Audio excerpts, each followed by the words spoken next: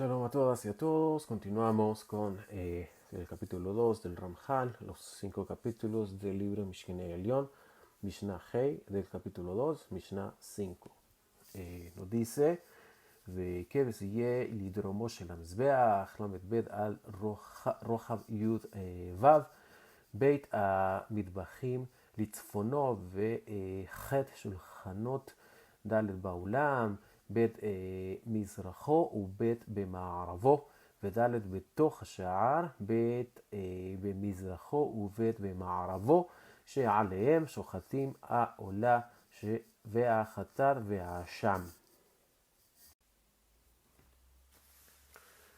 Nos dice el Ramjal, la rampa que conduce al altar está en el lado sur del altar. La rampa tiene 32 codos de largo y 16 de ancho. Vemos entonces aquí la rampa, como los sacerdotes suben con los sacrificios desde el sur del altar en dirección hacia el norte, subiendo hasta llegar al techo del altar, lo que se conoce como el gag, la parte más superior del altar, donde están las piras o estos sistemas de fuego para poder quemar los miembros de los sacrificios. Describiendo más la imagen, tenemos la rampa. Decimos entonces que la rampa mide desde su comienzo hasta descansar sobre el sovev, sobre la repisa, 32 codos, tiene 16 codos de ancho. La rampa mide sobre el suelo 30 codos. La rampa descansa sobre el sovev, sobre esta repisa que describimos en la entrega pasada. Y la altura de la rampa desde el suelo hasta el nivel del techo del altar es de 9 codos, menos un palmo, un tefaj. La rampa tiene un espacio hueco a nivel del yesod, la parte inferior del altar. Vemos entonces la rampa con sus medidas y cómo la misma descansa sobre el sovev del altar que rodea todo el altar por sus 4 lados. Entonces descansa sobre esta repisa, el que se conoce como el sovev, y por abajo en el yesod tiene una parte hueca.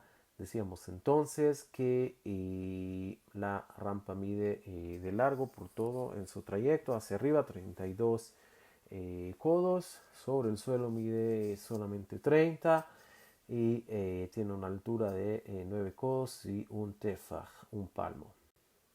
Describiendo un poco más, hay una distancia total de 62 codos desde el comienzo de la rampa hasta el final del altar.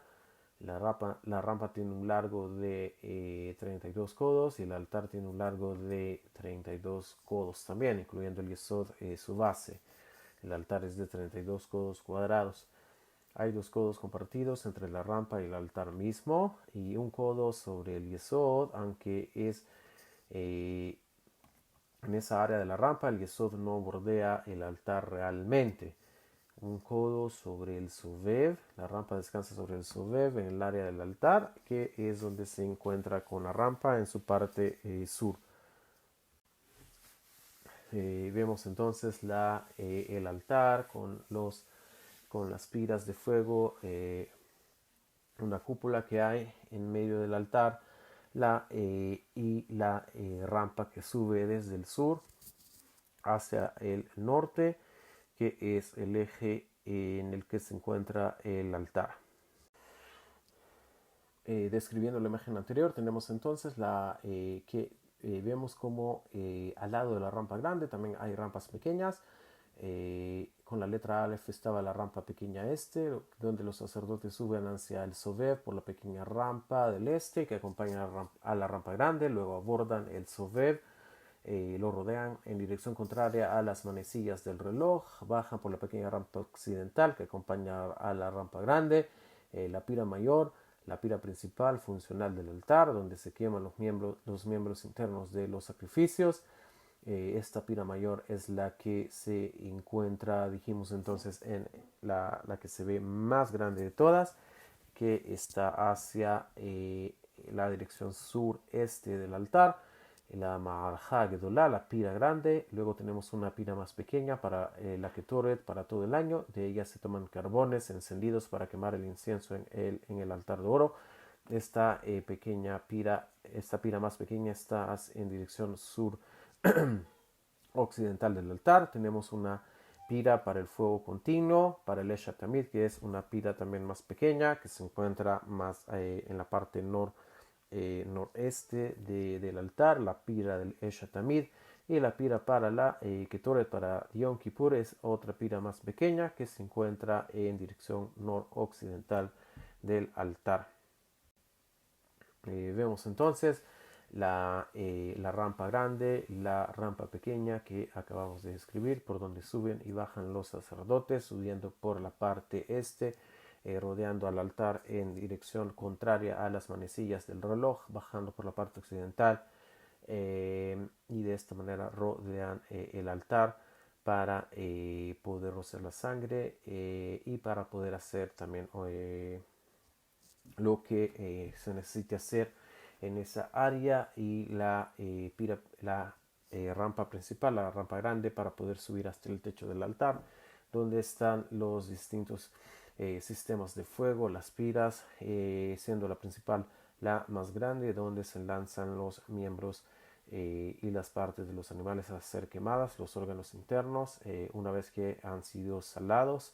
Al fondo de la imagen se pueden apreciar también los levitas y los cantores levitas, que son los cantores y los músicos que hacen y realizan el canto durante los nesajim, las ofrendas adicionales de las ofrendas diarias continuas que se presentan en el templo. Describiendo un poco más la imagen, tenemos vemos también que hay unas copas, 2 copas de plata en la parte sur occidental del altar para la libación de vino. Las copas son de plata y es la copa de la derecha de las 2 copas. Este es para el vino, la otra copa es para el agua, que se hace un ritual que en la fiesta de Sukkot, la Simchat Beit HaShoeva. Los levitas cantan y los músicos ejecutan sus instrumentos a la hora de la libación de los sacrificios continuos comunitarios. La copa de plata para la libación de agua en la fiesta de Sukkot. Y como dijimos, la otra copa que está hacia la izquierda, o sea, en dirección occidental. Un sacerdote desciende al área del dreno de la libación de vino. Vimos en la imagen, el área se llama Shitin, y una vez cada 70 años entraban al lugar a recoger del vino que está en estado gelatinizado, que esparcieron, rociaron por medio de la copa el agujero occidental del altar, donde se vierte la sangre restante, dijimos, sobre el yesod, sobre la base del altar, la sangre restante de los sacrificios, cuya sangre fue vertida en el Ejal, que está justo en medio de la pared occidental del altar. Ahí hay un agujero, otro dreno, donde se coloca el resto de la sangre de sacrificios cuya sangre ha sido rociada. Su aspersión se hace en el Ejal, y el resto de la sangre, dijimos y vimos una imagen, que se rocía en la parte sur, en el Yesod. Hay un agujero en la parte sur del altar, sur occidental. En ese agujero se rocía el resto de la sangre de los sacrificios, cuya sangre se rocía en el altar mismo.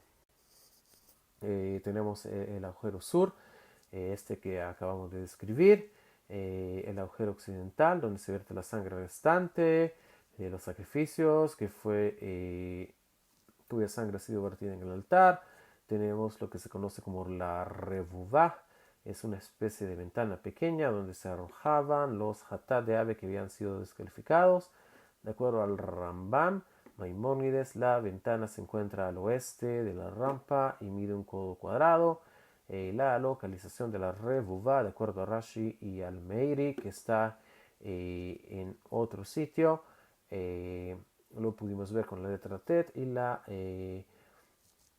la magta, que es una especie de pala que para recoger los carbones que vimos que descansa entonces en la pared sur del altar hacia el lado de la rampa.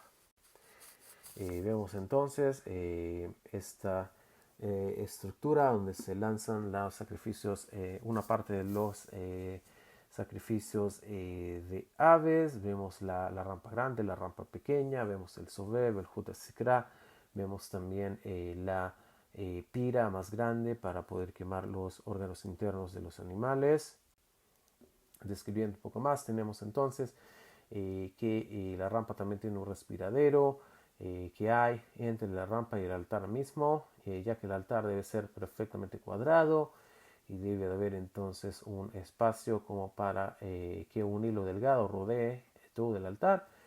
Igualmente las pequeñas rampas tenían espacio entre ellas y el altar, el lugar para colocar las cenizas del tamaño de un codo cuadrado. Se colocaba lo siguiente: las cenizas de las quemas del altar principal, las cenizas del altar interno de oro donde se quema la ketoret, el buche de las aves. En la imagen se ve un sacerdote lanzándolo, las cenizas de la menorá, y todo se absorbía de forma milagrosa a la tierra. Esto es lo que nos traen los sabios. Tenemos esta imagen en el lavatorio que, como habíamos descrito en una entrega anterior, está situado hacia la parte sur del altar. El lavatorio y sus grifos, donde los sacerdotes lavan sus manos y pies antes y después del servicio. El lavado se llama kiddush. El agujero de agua del acueducto que pasa por debajo del patio principal. Vimos en el Ubem entonces que es esta especie de pozo o agujero, una fuente de agua que hay ahí para poder utilizar, ya que, como sabemos, una gran cantidad de agua se necesita para poder trabajar en el patio del templo. Continúa la Mishnah número 5. En el norte del altar se encuentra el área para el faenado. Hay 8 mesas, 4 en el vestíbulo o portal, 2 al este y 2 al oeste, y 4 en la puerta bajo el portal del marco de la puerta, 2 al este y 2 al oeste. En las mesas sacrifican las ofrendas Olá, Hatat por el pecado y Asham por la culpa. Tenemos entonces el lugar para el faenado. En tiempos del segundo templo, el lugar para el faenado estaba hacia el norte, en la Zara, en un lugar abierto. La recámara de lavado o Lishkat Amedihin estaba hacia el sur de la Zara o el patio principal. El faenado y lavado en el tercer templo, el Beit HaMidvahim, el mismo será dentro de la recámara de lavado o Medihin, que el lugar está hacia el norte del altar. Asimismo hay lugares adicionales por fuera de la recámara para las fiestas donde se faenan y procesan muchos animales en las fiestas. Entonces hay lugares adicionales por fuera de la Lishkat HaMidvahim o Medihin, y hay una serie de 24 anillos también para poder fijar los animales antes de faenarlos, que están hacia el norte del altar.